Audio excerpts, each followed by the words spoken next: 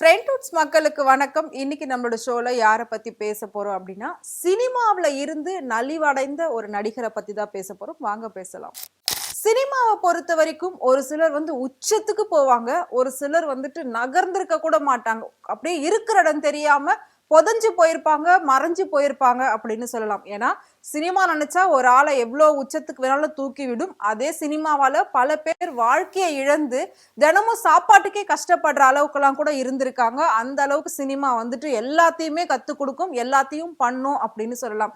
So அப்படி இருக்கும்போது இதுக்கு முன்னாடி ஒரு தனியார் தொலைக்காட்சியில ரொம்பவே பிரபலமா வந்துகிட்டு இருந்த ஒரு சீரியல் வந்து கனா காணும் காலங்கள். அதுவும் ஃபர்ஸ்ட் சீசன் அப்படிங்கிறது யாராலையும் மறக்கவே முடியாது. 90s கிட்ஸை கேட்டீங்க அப்படின்னா எது உங்களோட ஃபேவரட் சீரியல் அப்படின்னா அந்த ஸ்கூல் டைம்ல இருந்த அந்த கனா காணும் காலங்கள் ஃபர்ஸ்ட் சீசன் மட்டும்தான். ஸோ இப்போ வரைக்குமே அது எல்லாருக்குமே நெஞ்சில நிற்கும், அந்த அளவுக்கு இருக்கும். ஸோ அந்த நாடகத்துல நடிச்ச நிறைய பேர் இப்போ வரைக்கும் சின்ன திரையிலும் ரொம்ப ஃபேமஸா இருந்துகிட்டு இருக்காங்க, வெள்ளித்திரையிலும் ரொம்ப ஃபேமஸா இருந்துகிட்டு இருக்காங்க. அதே மாதிரி தான் அதுல ஸ்ரீ அப்படின்னு சொல்லி ஒருத்தர் பண்ணியிருந்தாரு. ரொம்பவே பார்க்க நல்லா நீட்டா அழகா இருப்பாரு. ஸோ அவருக்குமே வந்து பாத்தீங்கன்னா சின்ன திரையை தாண்டி வெள்ளித்திரையில நிறைய பட வாய்ப்புகள் வந்தது. ஸோ அப்படி அவர் பண்ண படம் தான் வழக்கு எண் 18 கீழ் 9. இந்த படம் வந்து பயங்கரமான ஹிட் ஆச்சு. அந்த படத்துல அவரை தவிர வேற யாராலையுமே அப்படி நடிச்சிருக்க முடியாது. அந்த கேரக்டருக்கு அவர் மட்டும்தான் செட் ஆயிருக்காரு அப்படின்னு அப்போ வந்து பேசாதவங்க யாருமே இல்லை. அந்த அளவுக்கு வந்து அவரோட ஆக்டிங் அந்த படத்துல ரொம்பவே ஆப்டாவும் சூப்பராகவுமே இருக்கும். ஸோ அவரோட நடிப்பு திறமையால அவருக்கு அடுத்தடுத்த பட வாய்ப்புகள்லாம் வந்துட்டு தான் இருந்துச்சு. ஸோ அதுக்கப்புறம் பாத்தீங்கன்னா அவர் வந்து மாநகரம் அப்படிங்கிற ஒரு படம் பண்ணாரு. லோகேஷ் கனகராஜோட இயக்கத்துல அந்த படத்தை பண்ணியிருந்தாரு. அந்த படம் லோகேஷ் கனகராஜுக்கு ஃபர்ஸ்ட் படம். ஸோ லோகேஷ் கனகராஜ் இப்போ ஒரு டாப் டைரக்டரா இருக்காரு. ஆனா அவரோட ஃபர்ஸ்ட் படம் மாநகரம் அவர் ஸ்ரீயை வச்சுதான் எடுத்திருக்காரு. ஸோ அதை தாண்டி வில்லம்பு, சோம்பப்படி, இருகப்பற்று படமுமே பயங்கரமான ஒரு ஹிட்டான படம் லாஸ்ட் இயர்ல.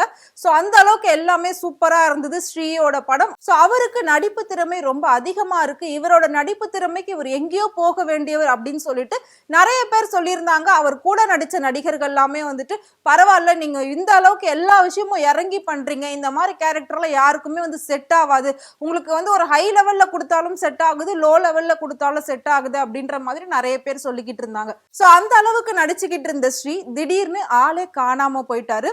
அதுக்கப்புறம் அந்த சினிமா உலகமும் சரி, அவர் கூட நடிச்ச நடிகர்களும் சரி, எல்லாருமே அவர் வந்து மறந்துட்டாங்க. நம்மளுமே மறந்துட்டோம் அப்படின்னு சொல்லலாம்.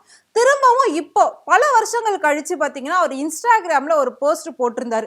ரொம்பவே உடல் மெலிஞ்சி எலும்பு கூடு தோலுமா இருக்கிற மாதிரியான ஒரு ஸ்டில்ல போட்டிருந்தாரு. ஹேர் எல்லாம் ஒரு மாதிரி வளர்த்துக்கிட்டு ஸோ பார்க்கவே ரொம்பவே ஆக்வர்டா இருக்கிற மாதிரி ஒரு போஸ்ட் போட்டிருந்தாரு. அவர் போட்ட அடுத்த செகண்ட்ல இருந்து அவருக்கு வர கமெண்ட்ஸ், அவருக்கு வர சப்போர்ட்டை சொல்லவே முடியாது. ஸோ இப்போ வரைக்கும் ஆடியன்ஸ்க்கு அவர் மேல லவ் இருக்கு, ரெஸ்பான்ஸ் இருக்கு. அவர் எல்லாருக்குமே இன்னைக்கு வரைக்கும் பிடிச்சிருக்கு.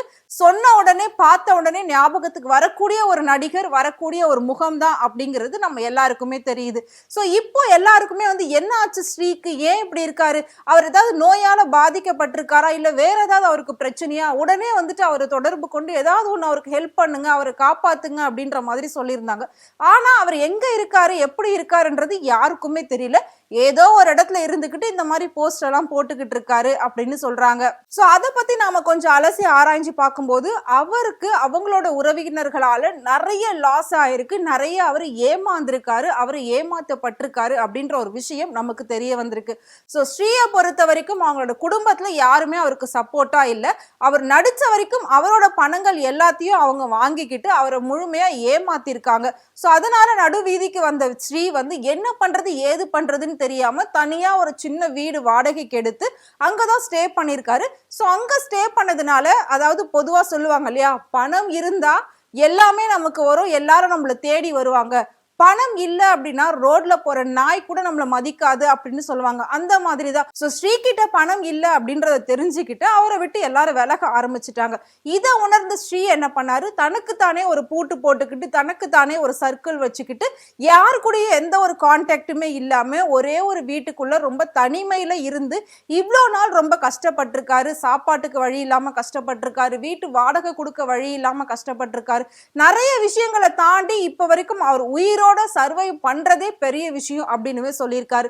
சோ இதை பார்க்கிற ரசிகர்களா இருக்கட்டும், சமூக ஆர்வலர்களா இருக்கட்டும், இவ்வளோ ஏங்க மூத்த பத்திரிகையாளர் இளம் சேகுவாரா இருக்கா இல்லைங்களா, அவருமே என்ன சொல்றாரு அப்படின்னா, எல்லாரும் வந்து பெரிய பெரிய நடிகர் அப்படின்னா வந்துட்டு வருஷத்துக்கு ஒரு படம் கொடுங்க அப்படின்னு சொல்லி கேட்பாங்க. விஜயோ அஜித்தோ சூர்யாவோ இல்ல அப்படின்னா அவங்கள பத்தி கேட்டுக்கிட்டே இருப்பாங்க, பேசிக்கிட்டே இருப்பாங்க. ஸோ இருக்கப்பட்டவங்களும் இவங்க எல்லாரும் தேடுவாங்க. இந்த மாதிரி இல்லாதப்பட்ட ஒரு திறமை வாய்ந்த நடிகரை யாரும் தேட மாட்டாங்க, எல்லாரும் மறந்துட்டாங்க. ஸோ திரும்பவும் அவர் பரிதாபமா போட்ட ஒரு போட்டோவை பார்த்துட்டு தான் இவ்வளோ பேர் வந்து அவருக்கு ஹெல்ப் பண்ணணும்னு நினைக்கிறாங்க, அவருக்கு சப்போர்ட் பண்ணணும்னு நினைக்கிறாங்க. ஃபர்ஸ்ட் அவரை தேடவே இப்பதான் ஆரம்பிச்சிருக்காங்க. ஸோ இந்த மாதிரி இருக்கிறது ரொம்பவே தப்பு. இதை வந்து பொதுமக்கள் மேல சொல்லி எந்த ஒரு தப்பும் கிடையாது. ஏன் அப்படின்னா ஸ்ரீயை பொறுத்த வரைக்கும் அவர் கூட யார் யார் இருந்திருக்காங்க, அவரை சுத்தி யார் யார் அவருக்கு ஃப்ரெண்ட்ஸா இருந்திருக்காங்க, அவர் கூட யார் நடிச்சிருக்காங்க, அவர் இப்ப எங்க இருக்காருன்றத அவங்க அலசி ஆராய்ஞ்சிருக்கணும். அவங்க வந்துட்டு அவருக்கு ஹெல்ப் பண்ணிருக்கணும். இப்பவுமே அவரை போய் காப்பாத்தல அப்படின்னா கூடிய சீக்கிரமே வந்து அவரை நம்ம இழக்கிறதுக்கான வாய்ப்புகள் கூட இருக்கு அப்படின்ட்டு இளம் சேகுவரா சொல்லியிருக்காங்க. சோ ஸ்ரீயை வச்சு படம் எடுத்த லோகேஷ் கனகராஜ் கூட ஏன் வந்து ஸ்ரீயை தேட மறுத்துட்டாரு, ஏன் அவர் வந்து ஸ்ரீயை மறந்தாரு? சோ எல்லாருமா சேர்ந்து அவரை வந்து தேடி அவருக்கு என்ன உதவி வேணுமோ அதை செய்யணும். நடிகர் சங்கம் அப்படின்னு ஒண்ணு எதுக்கு இருக்கு? இதுக்கு முன்னாடி எப்படி இருந்தது, இப்ப எப்படி இருக்கு? நலிவடைஞ்ச நடிகர்களுக்கு தானே அந்த சங்கமே. ஆனாலும் இப்ப அந்த சங்கம் இருக்கிறதே தெரியாத அளவுக்கு இருந்துகிட்டு இருக்கு. அப்ப நலிவடைஞ்ச நடிகர்கள் எத்தனை பேர் இந்த மாதிரி வயசாகி உயிருக்கு போராடிக்கிட்டு இருக்க, நோயால பாதிக்கப்பட்டிருக்க, சாப்பாட்டுக்கே வழி இல்லாம இருக்குன்னு சொல்லி எத்தனை குரூப் டான்சர், எத்தனை சைடு ஆக்டர்ஸ் இவங்க எல்லாருமே கஷ்டப்பட்டுக்கிட்டு இருக்காங்க. இத்தனை நடிகர்களோட கஷ்டத்தை வாங்கிட்டு நடிகர் சங்கம் என்ன பண்ணுது அப்படின்ற மாதிரியான கேள்வியுமே நிறைய பேர் கேட்டுக்கிட்டு இருக்காங்க. ஸ்ரீக்கு மனநல பாதிக்கப்பட்டிருக்கலாம், அவர் வந்து முழுக்க முழுக்க ஸ்ட்ரெஸ்னால பாதிக்கப்பட்டிருக்கலாம். ஸோ உடனடியாக அவரை மீட்டு அவருக்கு ஒரு கரெக்டான ஒரு ட்ரீட்மெண்ட் கொடுத்து அவரை வந்து ரெக்கவரி பண்ணணும். ஸோ கூடிய சீக்கிரமே ஸ்ரீ வந்து கம்பேக் கொடுக்க வைக்கணும் அப்படின்ட்டு வந்து அவரோட ஃப்ரெண்ட்ஸோ அவரை சுத்தி உள்ளவங்களும் நினைச்சா கண்டிப்பா அது பண்ண முடியும். ஏன்னா திறமையான ஒரு பையன், திறமையான ஒரு நடிகர் அவரு. ஸோ ஒரு நல்ல நடிகரை வந்து சினிமா சீக்கிரம் இழந்துடக்கூடாதுன்றதுக்காக தான் நாங்க எல்லாருமே சொல்றோம்னு சொல்லி நிறைய சமூக ஆர்வலர்கள்லாம் சொல்லிக்கிட்டு இருக்காங்க.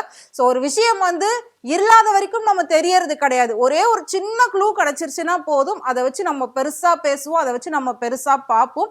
அந்த மாதிரி மேபி இப்ப ஸ்ரீயோட போட்டோ எல்லாருக்குமே கிடைச்சிருக்கு. ஸோ அதை வச்சு எல்லாருமே இப்ப ஸ்ரீக்கு வந்து ஹெல்ப் பண்ணணும்னு நினைக்கிறாங்க. நார்மல் பீப்புள்ஸுமே அதை பத்தி நிறைய பேர் பேசிட்டு இருக்காங்க. கண்டிப்பா அவரை கண்டுபிடிச்சு அவருக்கு ஹெல்ப் பண்ணி திரும்பவும் அவரை வந்து கம்பேக் கொடுக்கணும் அப்படின்றது தான் எல்லாருடைய ஆசையுமே. சரி, ஸோ உங்களுக்கு ஸ்ரீயை பிடிக்கும், நீங்க அவரோட படங்கள் பார்த்திருக்கீங்க அப்படின்னா மறக்காம அவரை பத்தி கமெண்ட் பாக்ஸ்ல கமெண்ட் பண்ணுங்க. இதே மாதிரி நிறைய சினிமாவில் நடக்கக்கூடிய சுவாரஸ்யமான விஷயங்கள், சினிமா நடிகர்களை பத்தின உண்மையான விஷயங்கள்லாம் உங்களுக்கு தெரிஞ்சுக்கணும் அப்படின்னு நினைச்சீங்கன்னா மறக்காம ஃப்ரெண்ட்வுட் சேனலை ஃபாலோ பண்ணிக்கோங்க.